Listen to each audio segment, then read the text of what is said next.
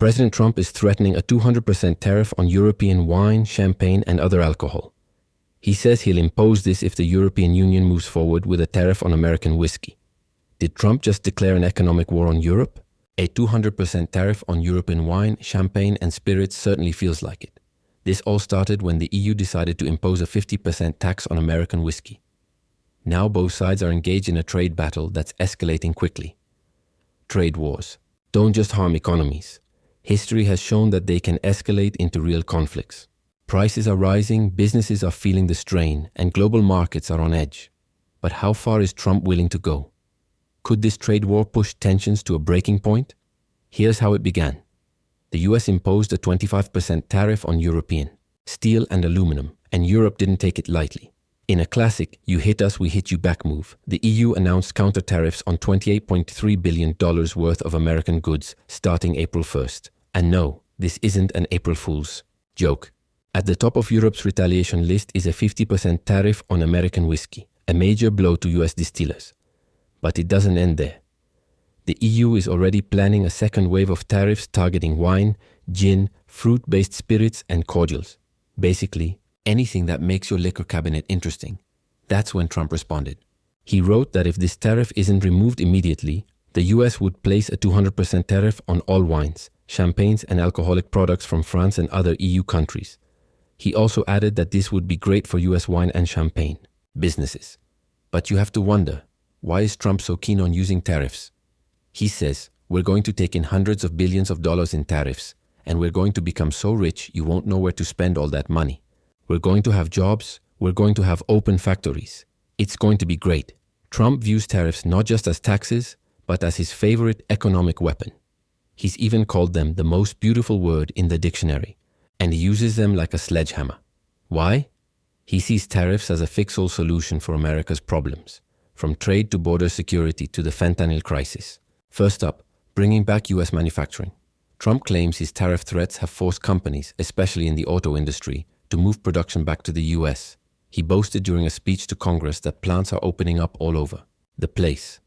And in typical Trump fashion, he didn't just celebrate. He warned companies that if they don't manufacture in America, they will face a tariff, sometimes a big one. In other words, build here or pay up. Then there's border control. Trump has used tariffs as a way to pressure Mexico and Canada into addressing illegal immigration and cartel activity. Both countries got a temporary break from his tariff hammer, after agreeing to take stronger action on border security. Canada even designated Mexican cartels as terrorist groups. But just when they thought they had dodged a bullet, Trump pulled a classic Trump move. One day he was celebrating a drop in illegal border crossings, and the next day, boom, tariffs were back. He declared there would be no exceptions, making it clear that Mexico and Canada would pay. And then there's fentanyl, one of Trump's biggest talking points. Much of it flows into the US from Mexico, but Trump insists that Canada isn't innocent either. When Canadian Prime Minister Justin Trudeau tried to negotiate, Trump wasn't having it. He pointed out that many people had died from fentanyl coming through both Mexico and Canada, and he wasn't convinced that the problem had stopped. When it comes to China, Trump has also called them out for being a safe haven for criminals, laundering fentanyl profits. Trump's use of tariffs isn't just about trade battles. He's also pitching them as a way to balance the federal budget. Speaking at an investment summit in Miami, he hyped up tariff income as amazing, claiming it's already making a huge impact. But let's be honest, this isn't just about money for Trump. Tariffs are a power move, a way to make countries and companies play by his rules or pay the price. The US and the EU are now locked in a full-blown trade war, each side firing tariffs like warning shots. But here's the big question. How does this all end? Who will win this EU-US trade war? The short answer, nobody. Trump loves to say that trade wars are easy to win, but reality tells a different story. Cecilia Malmström, the EU's former Trade Commissioner, sees this tariff battle as a lose-lose game. No grand victories, no trophies, just higher prices, rising inflation, and economic headaches for both sides. And guess who suffers the most? Regular people, everyday consumers, who wake up one morning to find their favorite whiskey, wine, or even car more expensive. Suddenly, things are costing much more than before. Malmström isn't the only one who is skeptical. She says 95% of economists agree that tariffs don't really help, except for a small circle around Trump who think otherwise. European Commission President Ursula von der Leyen has also made it clear, saying that higher tariffs aren't just bad politics, they're damaging global supply chains. It's not just Europe that's raising concerns. Wall Street is nervous too. Several major banks have already downgraded their growth forecast for the U.S. economy, worried that Trump's tariff policies could fuel inflation and slow things down. Here's where things get complicated. Tariffs don't only hurt foreign companies, they affect domestic ones too. First, prices rise, making everyday essentials more expensive. Once people expect prices to increase, they start stockpiling, which only worsens inflation. Then there's the hidden impact. Higher import taxes mean U.S. manufacturers pay more for foreign materials, making their products less competitive globally. Just look at the auto industry now, struggling with skyrocketing steel and aluminum costs. And here's where it gets even messier. The EU and the US are more financially dependent on each other than any other two regions. Their trade relationship hit 1.6 trillion euros in 2023, making it the biggest commercial partnership in the world.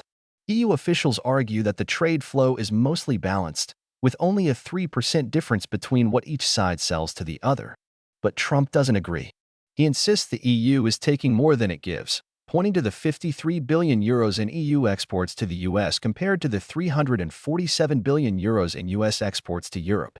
However, what he doesn't highlight is that the EU actually runs a services deficit with the US worth 109 billion euros, meaning the US leads in areas like finance, tech, and consulting.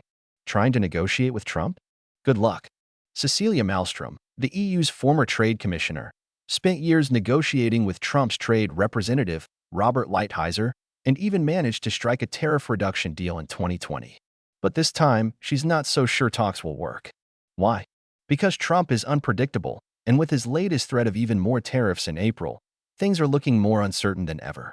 The higher the tariff, the more likely it is that people will face higher prices on goods in stores. It also makes it more likely that companies will build factories in the US to avoid the taxes. While the EU doesn't want to escalate, Malmström is urging Europe to prepare for a long fight.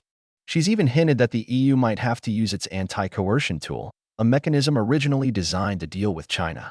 It's never been used before, but if Trump's tactics are seen as economic coercion, the EU could legally retaliate.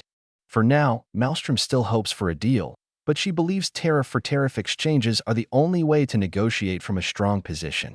Meanwhile, China seems unbothered. While the US and the EU are focused on each other's tariffs, China is sitting back, watching, and winning. At the G7 meeting in Canada, EU Foreign Policy Chief Josep Borrell said China is the real winner in this trade war. While the US fights with its allies, China is strengthening its global trade ties. As Washington pushes its partners away, the EU is diversifying, stepping away from its traditional reliance on the US. Even former U.S. diplomat Wendy Cutler pointed out that the EU has been locking in trade agreements with Mercosur countries, Argentina, Brazil, Paraguay, and Uruguay. This deal alone eliminates 90% of tariffs, giving European businesses a €4 billion annual boost. And now, South American goods have better access to European markets than American ones. While Trump's trade battles continue, China is moving to expand its influence. It recently upgraded its free trade agreement with ASEAN, solidifying its influence in Southeast Asia. Cutler made it clear, if U.S. trade partners can't rely on Washington, they will turn to China instead. And that's exactly what's happening. Things are shifting fast, with Europe exploring new trade deals, including talks about the EU joining the CPTPP, a massive Pacific trade pact that Trump withdrew from in 2017. If that happens, China's position will only grow stronger, while the U.S. continues to isolate itself. So tariffs are piling up, prices are rising, and the tension isn't easing anytime soon.